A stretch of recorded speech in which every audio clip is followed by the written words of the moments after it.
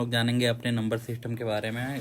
Decimal number system, octal number system, binary number system और quaternary number system. Binary number system में फिर आगे हम बिट और बाइट के बारे में जानेंगे। हमारा जो नंबर सिस्टम है वो डेसिमल नंबर सिस्टम है। Decimal means, deci means 10। It means that our number system है 10 डिजिट्स। 10 डिजिट्स पे कौन कौन है? 0, 1, 2, 3, 4, 5, 6, 7, 8, 9। 0 to 9 इन 10 अंकों की सहायता से फ्रेंड्स हम लोग कितनी भी छोटी से छोटी संख्या और कितनी भी बड़ी से बड़ी संख्या लिख सकते हैं। जैसे छोटी सी छोटी संख्या हो 0.01, 0.00000002। फिर ऐसे ही अगर बड़ी संख्याओं को लिखना हो तो 1111, 2789, 18 करोड़, 18 लाख, 18,818। इससे कितनी भी बड़ी संख्याओं को हम लोग लिख सकते हैं। ये भी 11 अंकों की सबसे बड़ी संख्या है। तो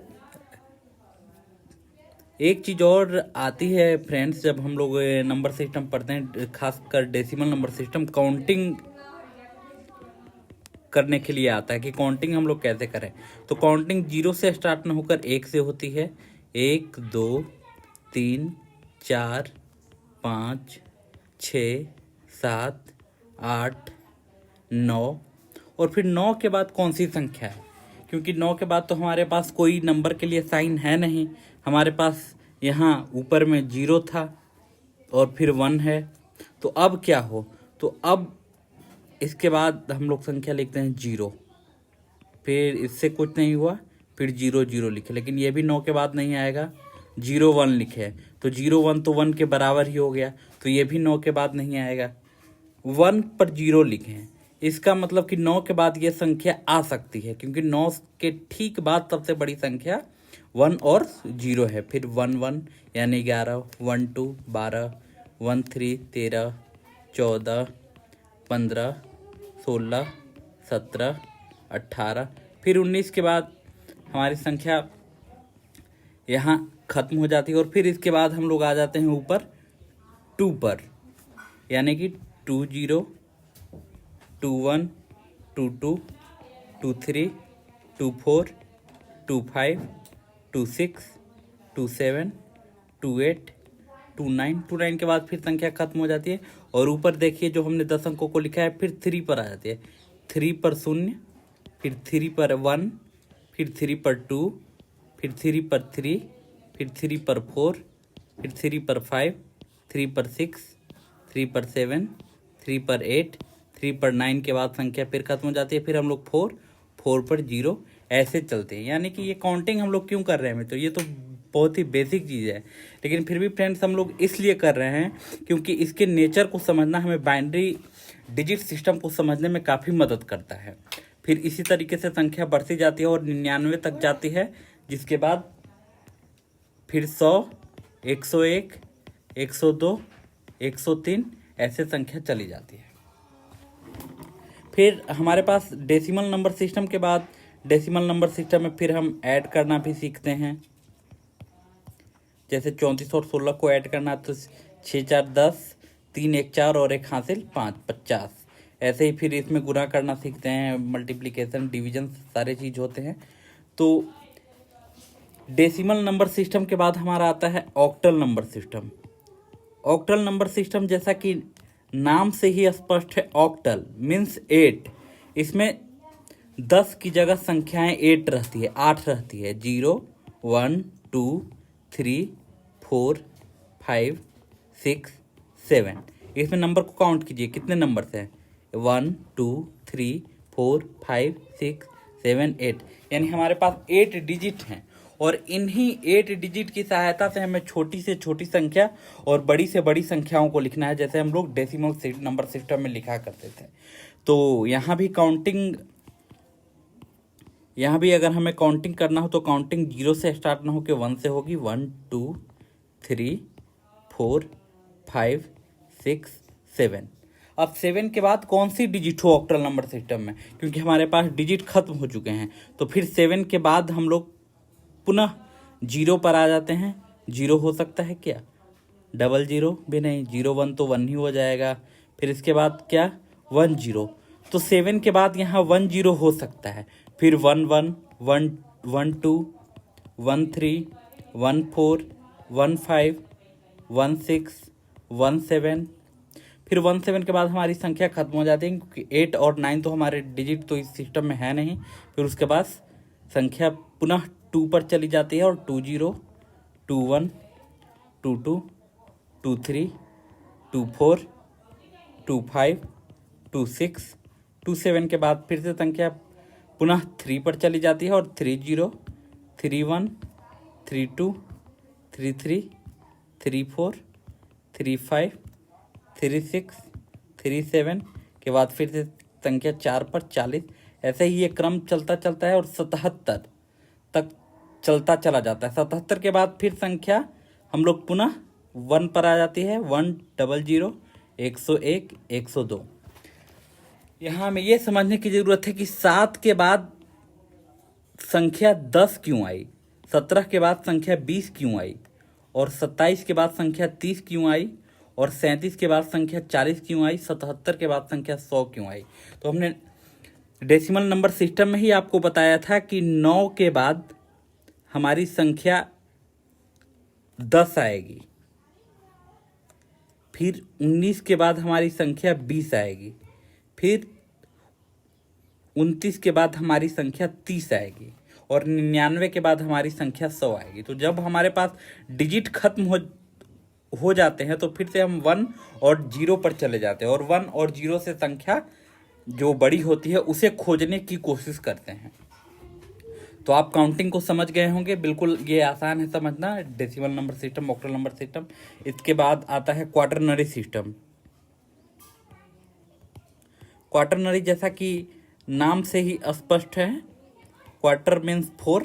इसमें हमारे पास सिर्फ 4 डिजिट रहते हैं, 0, 1, 2 और 3। इन्हीं से हमें छोटी से छोटी संख्याओं और बड़ी से बड़ी संख्याओं को लिखना है। तो कैसे लिखेंगे काउंटिंग को? इसमें आप काउंटिंग को ऑक्टल में भी देख चुके हैं, इसलिए ये समझना काफ़ी आसान है। काउंटिंग यहाँ भी 0 से स्टार्ट ना होकर 1 से 2, 3, फिर इसके बाद 3 के बाद हमारे पास डिजिट खत्म हो जाते हैं। तो 1 पर 0, 1 पर 1, 1 2, 1 3। 1 3 के बाद हमारे पास 2 अंक के डिजिट खत्म हो जाते हैं, 2 डिजिट के नहीं। फिर इसके बाद 2 पर चले जाते हैं, 2 0, 2 1, 2 2, 2 3। फिर इसके बाद 3 0, 3 1, 3 2, 3 3। फिर इसके बाद हमारी 2 अंकों की मैक्सिमम संख्या 33 हो गई। इसके बाद हमारे पास 2 अंक की संख्या कोई बचती नहीं। इसके बाद फिर हम पुनः 3 अंक की संख्याओं पर चले जाते हैं। तो 3 अंक की छोटी से छोटी संख्या हमारे पास 100 है, फिर 101, 102, 103, 100। फिर 103 के बाद संख्या कौन सी हो? तो 200, 201, 202, 203। तो ये ऐसे काउंटिंग इसमें चला जाता है। क्वाटरनरी नंबर सिस्टम के बाद हमारा आता है बाइनरी नंबर सिस्टम। बाइनरी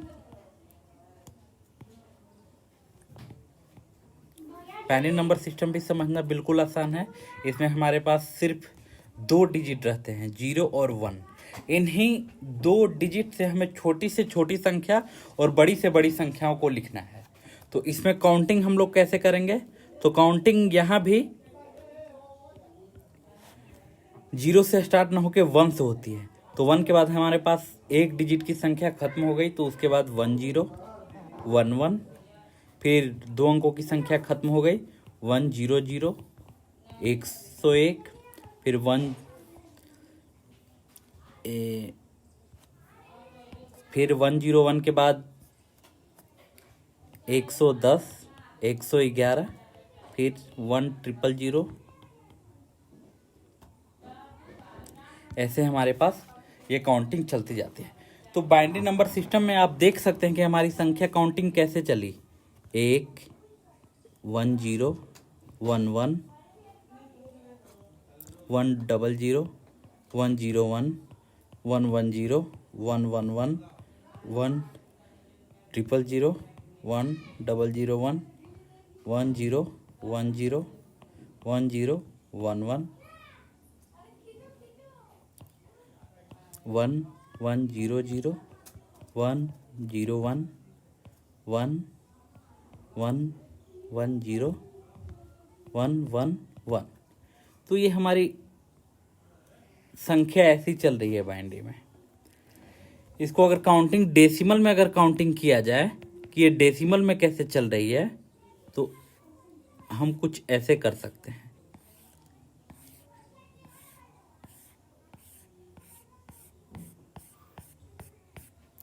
यानी कि 1 के समकक्ष 1 हुआ, 1 0 के समकक्ष 2, फिर 3 4 5 6 7 8 9 10 11 12 13 14 और 15।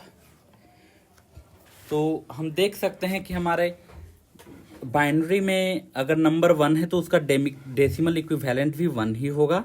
अगर 10 है संख्या तो उसका डेसिमल इक्विवेलेंट 2 होगा। अगर 1 1 है, 11 है तो 3, 100 है तो 4, और ऐसे ही ये क्रम चलता चला जाता है। तो फ्रेंड्स, बाइनरी नंबर सिस्टम बिल्कुल समझना आसान है, और हम लोग जानते हैं कंप्यूटर सिर्फ बाइनरी लैंग्वेज को ही समझता है, यानी कि 1 और 0 को ही समझता है। बाइनरी लैंग्वेज को ही मशीन कोड, हार्डवेयर कोड या बाइनरी कोड्स भी कहा जाता है। तो जैसा हम लोग addition, multiplication, division, decimal number system अपने नंबर सिस्टम में करते रहे हैं, वैसा ही बाइनरी नंबर सिस्टम में भी एडिशन और मल्टीप्लिकेशन होता है। तो एडिशन के लिए क्या होता है,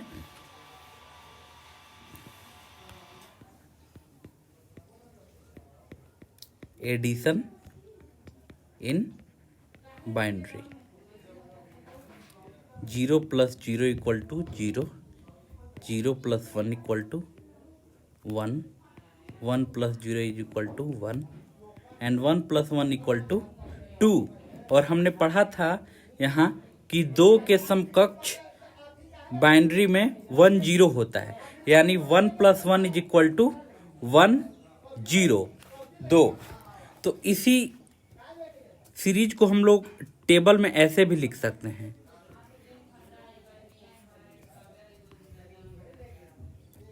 +0 1 0 1, 0 + 0 0, 0 + 1 1, 1 + 0 1 और 1 1 1 0।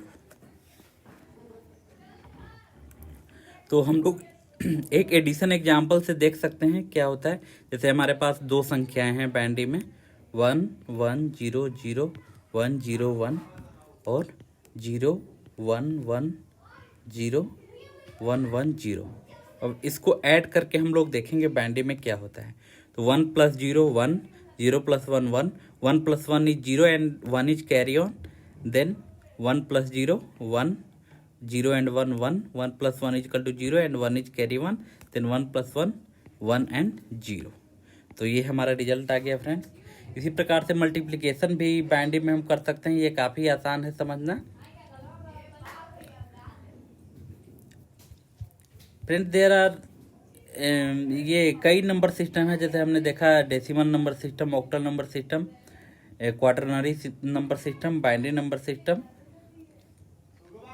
तो हम बाइनरी नंबर सिस्टम में थोड़ा डिटेल देखेंगे कि इसमें क्या होता है। तो ये रहा। अब इसमें थोड़ा सा हमें जानकारी चाहिए, बिट और बाइट क्या होते हैं। तो फ्रेंड्स, 1 0 या 1 1 को 1 बिट बोलते हैं। अगर 0 है तो बोलेंगे कि हमारे पास 1 बिट है जिसका मान 0 है। अगर 1 है तो हम बोलेंगे हमारे पास 1 बिट है जिसका मान 1 है। ऐसे ही अगर हमारे पास 0 0 है तो हम बोलेंगे कि हमारे पास 2 बिट है जिसका मान 0 0 है। अगर 0 1 है तो हम बोलेंगे 2 बिट है जिसका मान 0 1 है। अगर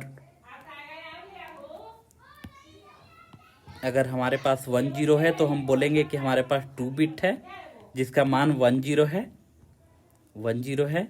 और अगर हमारे पास 11 हो तो हम बोलेंगे कि 2 बिट हमारे पास है जिसका मान 11 है। इसी तरीका से 3 बिट को भी देखा जा सकता है। 3 बिट क्या है? 000 अगर हमारे पास है तो हमारे पास बोलेंगे कि मेरे पास क्वांटिटी 3 बिट है जिसका मान 000 है। 001 हो या 111 हो, 101 हो, 110 हो, सबको बोलेंगे कि हमारे पास 3 बिट है जिनका मान ये दिया हुआ है। इसी प्रकार अगर 8 बिट हो, इट मीन्स 8 0 या 8 1 या इनका कोई बीच का क्रम,